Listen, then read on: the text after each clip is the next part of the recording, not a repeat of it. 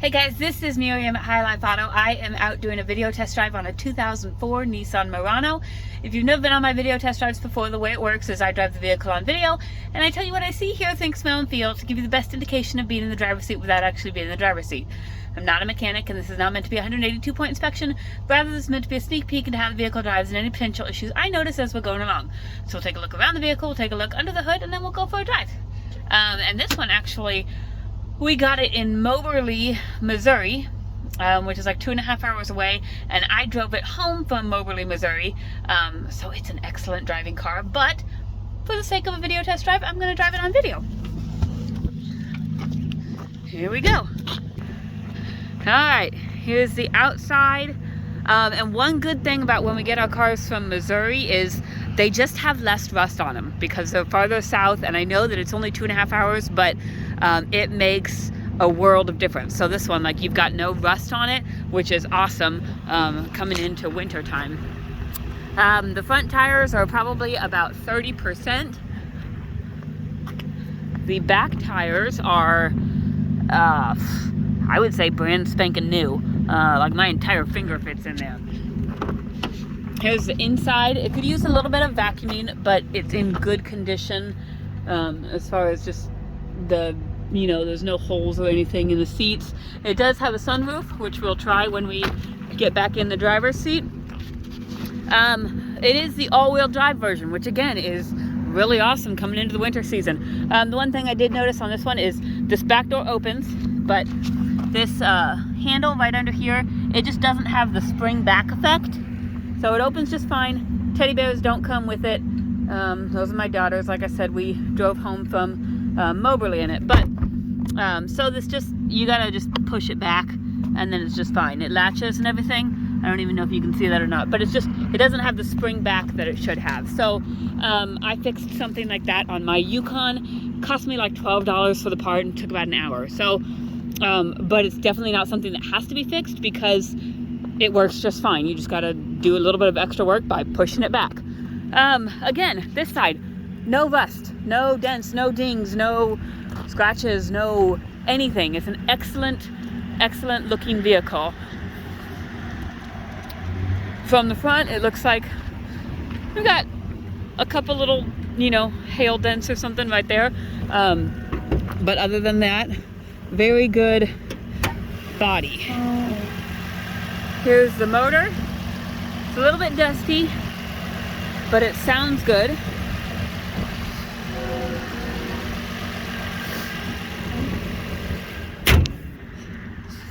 And let's see, it was safety inspected in Missouri in March of sometime. I don't know. The sticker's bent. So, but you know, safety inspection in Missouri, I don't know if that means anything.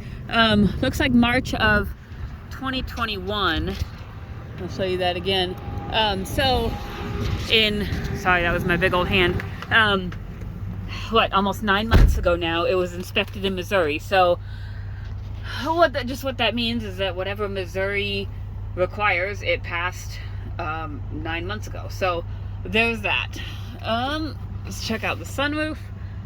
See if I can figure out how to open it.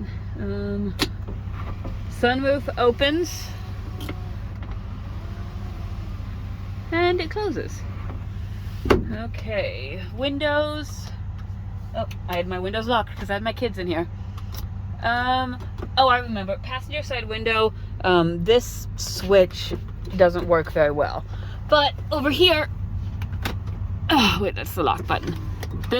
So the window works just fine. And that switch works just fine. It's this one right here. Driver's side, it works just fine. Rear driver's side, it works just fine. And the rear passenger side, it works just fine. So, you know, whether or not that's a dirty connection back here or something like that, I'm not certain. But that's just something to be aware of. All right, up here on the dash, we have 192,266 miles.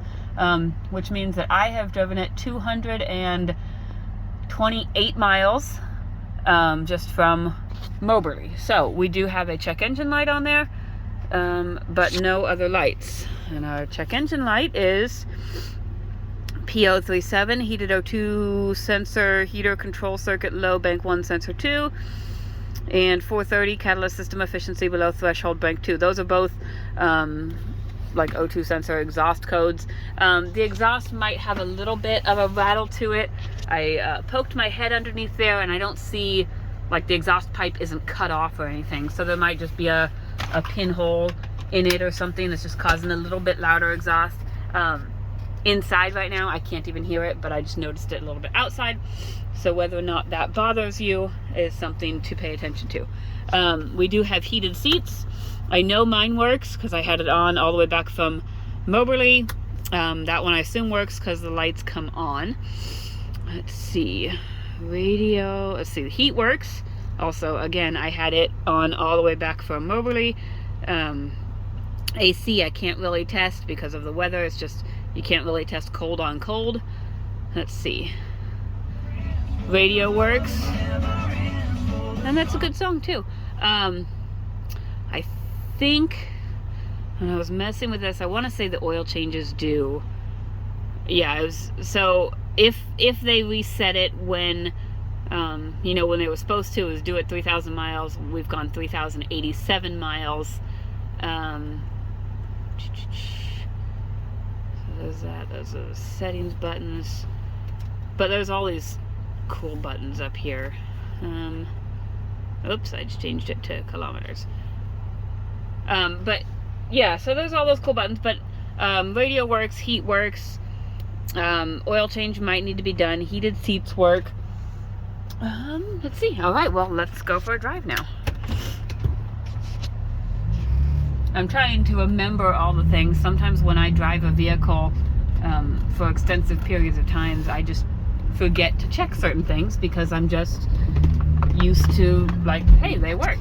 And so I'm gonna try and remember everything that I normally do on my video test drives.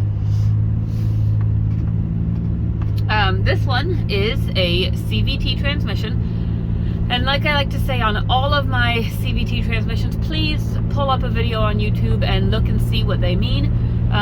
Pretty much the abbreviated version is that instead of a transmission shifting the way that we normally think that it would, which means, you know, it on the RPM gauge it'll shift up to like 3,000 RPMs and then it'll downshift, and it'll go up to 3,000 RPMs and it'll downshift.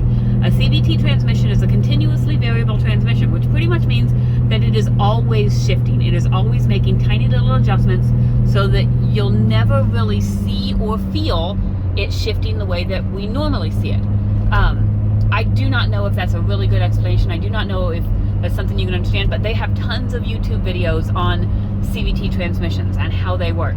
I say that because it seems like every time I get a Cvt vehicle, a customer gets in it and they drive it and they say, hey, did you know your transmission is slipping? And I say, no, it's not. It's a Cvt transmission. Because, I'll show you. So, a Cvt transmission, you'll see over here on the RPM gauge. Let me get turned so I can put my wheel back there. But, you know, I'll do that when I turn around. Okay, so, I don't hear any suspension noise. It's driving very well, driving very smooth, has good power. Let's just check this other stuff. Let's see. Left turn signal works. Right turn signal works. Windshield wipers. Oh, there's the rear windshield wiper. It works. There we go. There's the front windshield wipers. Front windshield wipers work. Cruise works. I'll double check it on video just to make sure, but I used it on the way home from Moberly. But I wanted to show you the CVT, so I was going to start that from a stop. All right. So, whereas normally, you know, your car would rev up and then shift, this one just revs up depending on how much pressure you put on the gas pedal. So, if I want to, you know, get up to 60, I'm just going to put pressure on the gas pedal, and it's going to rev up, and it's going to just hold wherever it needs to hold until it gets to where it needs to go, until it matches the pressure that I have on the pedal. And then when it gets there, see, it just downshifted. So now we're in overdrive, and it just, so that's how a CVT transmission works. Is it's making all these tiny little adjustments so that you never see an adjustment. So it's different from what most people expect. And I just say that like I do with all my CVT transmissions, because I want you to understand what it does. And then we'll check our cruise. Right here, you can see my cruise is set at about 50. Again, running and driving, excellent. Everything seems to work. There is the check engine light with the heated O2 sensor and the catalyst below system efficiency or something like that.